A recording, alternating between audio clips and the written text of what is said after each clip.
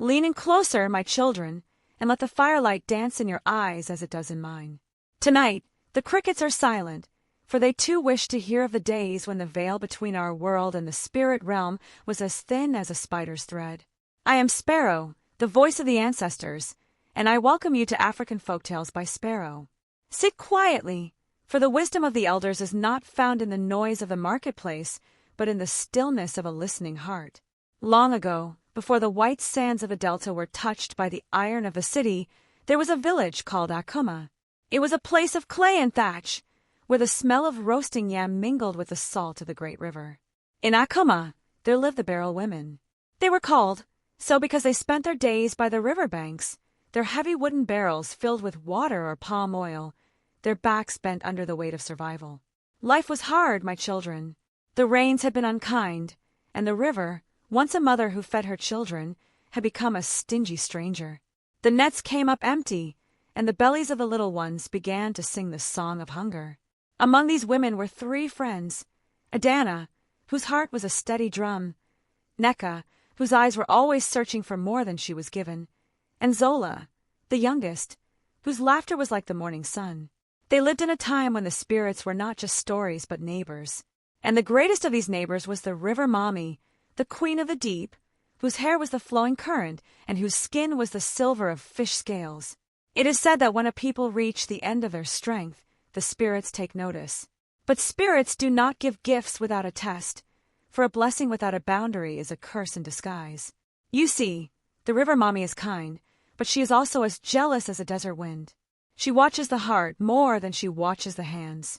Today, we shall see what happens when the desperate are given a choice between life and the hunger of their own desires. Before I cast the first stone into the water of this tale, I ask you to join our circle. Subscribe to African Folktales by Sparrow, and let your spirit journey with us through the mysteries of our land. Listen with your soul, for the story I am about to tell you is not just about the past.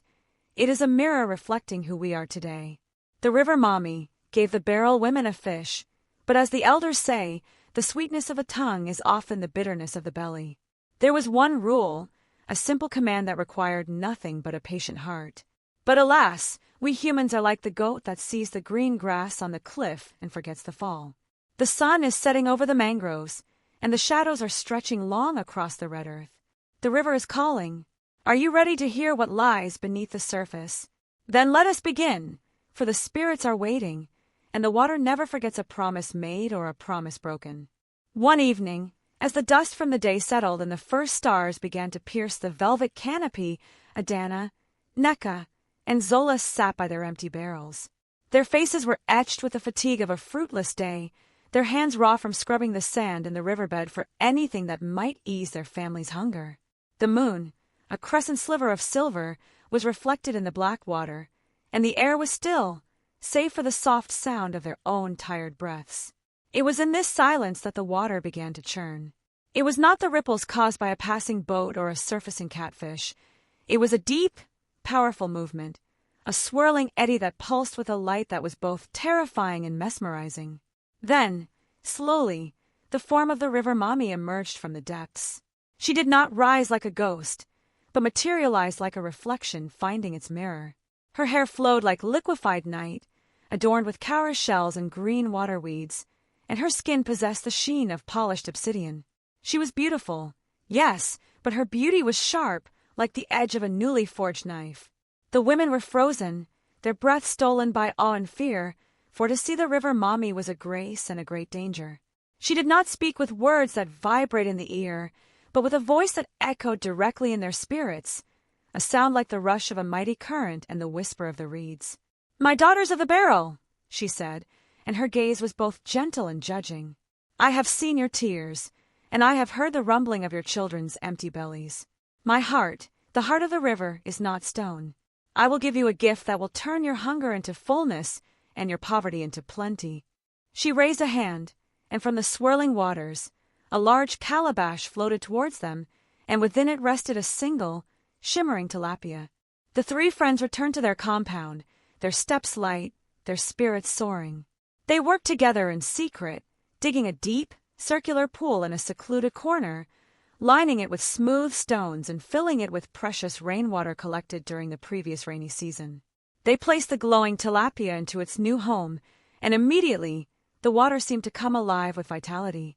They treated the fish with the utmost care, feeding it the best of their meager stores, and spoke to it only in hushed, affectionate tones. And the River Mami had spoken the truth. The very next morning, when they dipped their gourds into their household barrels, the water was clean and fresh, as if drawn from the source of the river.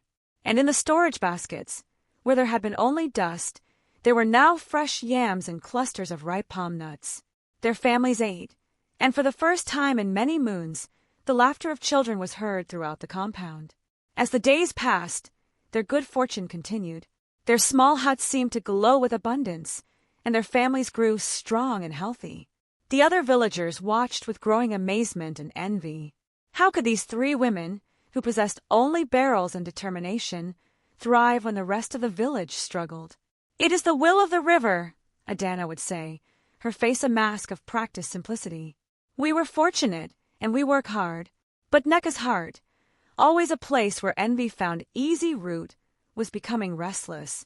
The secret was like a heavy stone she was forced to carry, a secret that denied her the one thing she craved more than comfort, the envy of her neighbors. She saw the villagers whispering about them, saw the jealous glints in their eyes, and a part of her wanted to scream the truth, to show them all how special they were, how favored by the spirits. One evening, as the village prepared for a communal feast, the pressure inside Nneka became unbearable. She stood at the compound gate, watching the women of other families struggle to prepare their small offerings. "Look at them," she whispered to herself, a curl to her lip. "They think their little efforts matter. If they only knew." Her thoughts were interrupted by the arrival of the village gossip, a woman whose tongue was as sharp as a machete. "Nneka, my sister," the gossip said, her eyes scanning the well-fed faces of Nneka's children. "You three are truly blessed. We all wonder what medicine you are using, what powerful charm protects your house." Nneka, drunk on the attention and the desire to be seen as superior, felt the secret push against her teeth. The elder's warning, the River Mami's chilling voice, were momentary flickers in her mind, easily doused by the raging fire of her pride. "Ah, my sister," Nneka said, leaning in and lowering her voice to a dramatic whisper, her eyes darting around to ensure Adana and Zola were not nearby. "Medicine?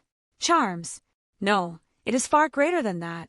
Our blessing did not come from our own efforts." She took a deep breath, and the words rushed out, a torrent that could not be stopped. "We were visited by the River Mami herself. She gave us a magic fish that provides everything. It is a secret, mind you, and we cannot tell anyone, but I trust you." The gossip's eyes widened to the size of cowrie shells, and her gasp was a small explosion. She clapped her hands over her mouth, but the secret was already out. A small, vibrant bird that had escaped its cage and was flying freely on the wind. Nneka felt a moment of exhilaration, a rush of self-importance as the gossip looked at her with newfound awe, but as she watched the woman hurry away, her face already alight with the joy of sharing such juicy news, a cold dread began to seep into Nneka's heart. By the next sunrise, the entire village of Akuma knew. The secret was no longer a wall protecting a miracle. It was a flood that had washed over everything. The atmosphere in the village changed instantly. The casual glances turned into stares of intense, burning jealousy. Neighbors who had once shared laughter now glared with open hostility. The three-barrel women, who had been respected, were now seen as hoarders of a fortune that rightfully belonged to all. The elders, though cautious, were pressured by the restless crowd. A group of young men, spurred by envy and the promise of a life without toil, gathered outside the barrel women's compound. "Give us the fish," they demanded, their voices rough with desire. "The River Mami's gifts are for the village, not for three selfish women." Inside the compound, Adana, Nneka, and Zola huddled together, their faces pale with terror. They saw the mob gathering, heard the angry voices, and knew that their sanctuary had been breached. Adana looked at Nneka, and the sorrow in her eyes was more cutting than any accusation. Zola was weeping silently, her laughter now a distant memory. The people surged into the compound, their numbers overwhelming. They smashed the water jars, they upended the grain baskets, and then they saw it. The secret, circular pool. With a collective shout, they rushed forward. In their desperation and greed, they forgot the River Mami's instructions for care. They threw their muddy, contaminated buckets into the pool, their harsh voices shattering the peaceful silence that the fish required. The once clear rainwater turned thick and brown, and as the sacred fish, distressed by the chaos and the pollution, breached the surface, its shimmer fading, a colossal, terrifying roar erupted from the direction of the river. It was a sound that shook the very earth, a primal scream of betrayed power.